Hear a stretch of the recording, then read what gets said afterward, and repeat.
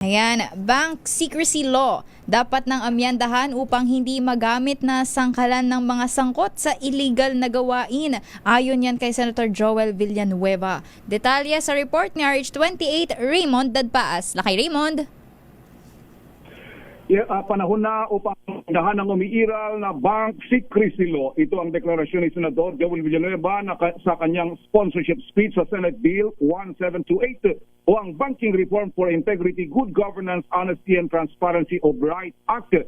Ayon kay Villanueva, ang Pilipinas na lang ang siyang may pinakamaigpit na batas pagdating sa banking industry. Ito ay dahil sa Bank Secrecy Law na nakapaloob sa Republic Act 1405 at Republic Act 6426 na simulang ipatupad 70 taon nang nakalipas noon pang 1955. Paliwanag ng senador, napakaganda ang layunin ng batas para protektahan ang lahat ng mga gustong maglagak ng pera sa bangko. Ngunit sa paglipas ng panahon ay ginagamit itong sangkalan ng mga iilan nating mga kababayan na sangkot sa iba't ibang uri ng katiwalian.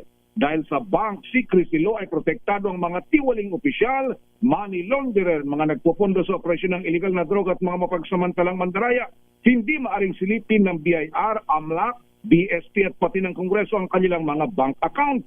Babala ni Villanueva, kada taon na hindi na-update ang ating mga Bank Secrecy Law ay nalalagay sa panganib ang bansa para malagay muli sa gray list ng Financial Action Task Force.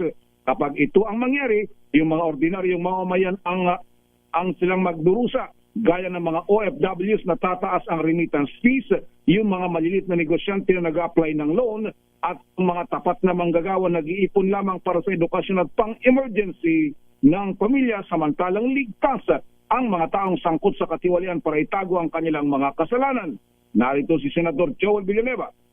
Our outdated bank secrecy laws have made it easy to hide kickbacks, conceal bribes, stash government funds, move dirty money, and evade taxes, all without fear of being caught. This is why billions in public money remain unrecovered. This is why big-time tax evaders slip through the cracks. This is why our regulators struggle to protect the financial system.